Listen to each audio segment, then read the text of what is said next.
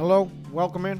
I'm Liquid Thor, and today I'll be showing you how to make 3D models and maps inside of my game. That way the 3 people working on this can, make some models, make some money. And it's just a simple trade like that. So we're compiling right now. This is going to be available for you. I'm going to have you with the Steam keys. But this is what we need. We need a bunch of scenes for the videos. The videos are getting funny. I have a lot of good ideas for the videos. Slenderman might be making an appearance. I don't know. It's on the table. It's on the talks. So the first few things we're going to learn about is save systems, the selection mode, the edit mode, and the picking mode. So whenever you load into a game, you're going to see this. Don't get scared. This is just a different game. Don't worry about this. You're going to put shift and space in order to get to the test mode. So here you can get rid of stuff if you want. Go into edit mode, you can get rid of stuff. You go into edit mode by pressing shift and E. Shift and E is edit mode. So I can come over here, get rid of all these jumping guys because they make me uncomfortable. To get rid of them, you press control and backspace. And I crash the game. Don't get rid of those guys, okay? I'm telling you. You don't want to see what happens, you get rid of those guys. So you relaunch the game, and now you just decide to keep them fellers there.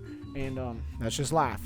That is the proprietary instancing, GPU instancing I got working in Game Maker, so don't have any worries about that.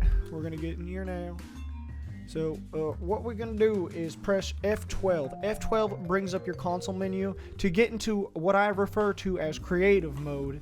I don't know if anyone's used that yet, but I think I might be the first one. You type in load model previews. So you're not going to actually have access to load model previews. You're going to have to load these all out yourself the first time because I don't have them in the data files yet. So to do that, before you do load model previews, I know it's a real hooker, so don't press that one first. For the people that are stopping and pausing, you should have watched the whole video first.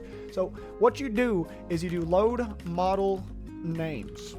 So it's going to load all the model names in memory. Then you do render model previews. So what this command does is it renders all the model previews. I already have them all made, so it's not going to remake them. Then you can actually hit them with the load model previews.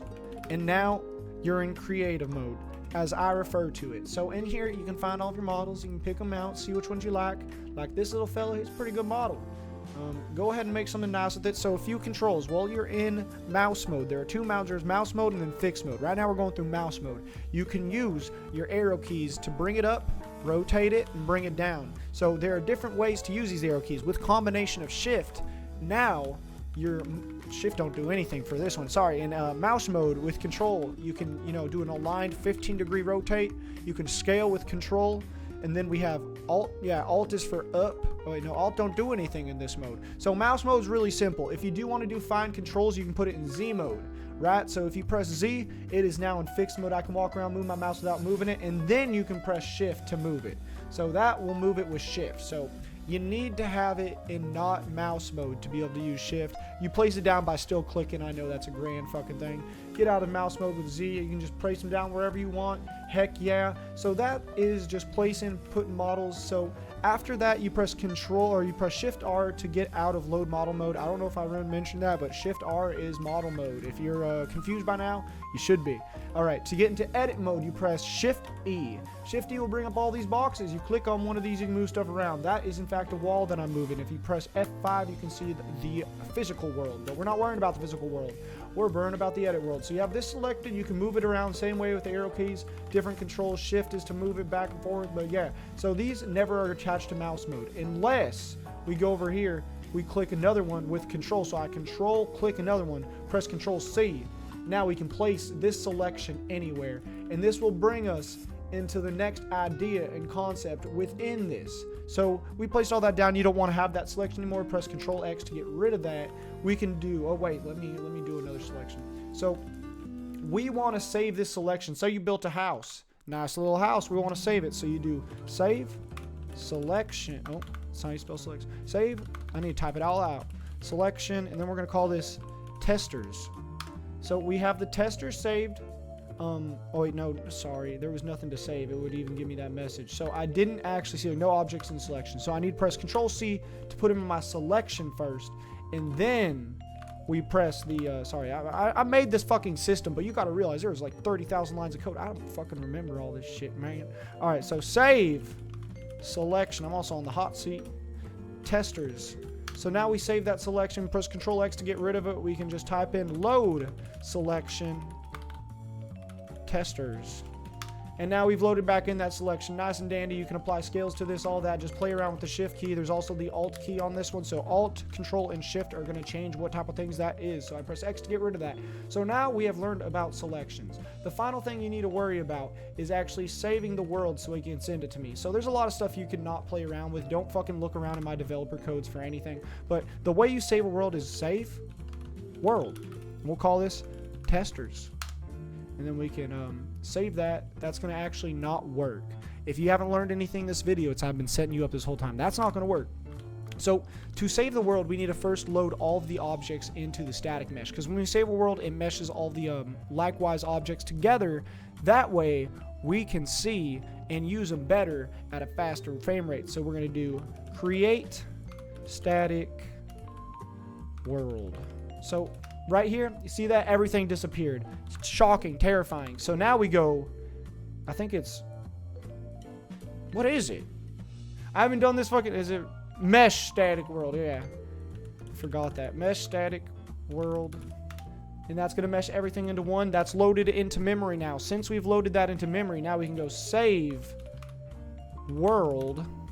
And then we hit them with the ready? Testers. So now I can clear static world. You won't have to worry about this. Just fucking clear all 3D. So you can clear static world. You can also delete all 3D and that'll crash the game. Remember, don't delete those guys over there. I told you this and I've told you again. Do not mess with the fellows doing their jig over on the side. You have to learn somehow. Anyways, we're going back into the game. We will be learning about more stuff and how to save. Saving is honestly, I think I saved. Did I save? No, I didn't save. I tried to remove all static world before. We're going to try one more time to save. So we're going to load into here and go through all the steps one more time just so you know how to do it. Load. So I don't have to, you don't have to render out the meshes every sound. You don't have to. You just load model previews. After you've rendered out the previews, once they're saved into your memory, you can just load the previews. It takes a while to load, but just it's just not meant for the consumer. It's meant for the developers, so you don't fucking care. All right, what did I just steam? So press Shift R to get into this menu. You can press this to press it down. You know, you got beams. Put these beams here. Okay, we got a lot of beams here. You can scale them up. Okay, that's a lot of beams. So we get out of shift mode. We go to FN, create static world. Don't forget to mesh your static world. This might take a second if you have a lot of meshes. Don't worry if it's crashing. It's not actually crashing. Mesh static world. Now we can go here, save world. And let's call this pp-ener. That's a good word. Save that at pp-ener, and then we can delete static world. Load a world. And then we can do world peener. And look at that, the world's back. Okay, I want to give you a few tips. If you press tab, you're getting into the mode that lets you not have your mouse move. So say you want to be able to like move stuff around or type without having to move. Just press tab first. You just be creative. I know it's not all the system are built out. There's a lot of developer tools. You don't have to worry about them. Just worry about building what you need to build. Anyways, that has been a technical demo on how to do stuff within my game in a developer manner. If you're not one of the people helping me, I don't know why you're watching, but bye.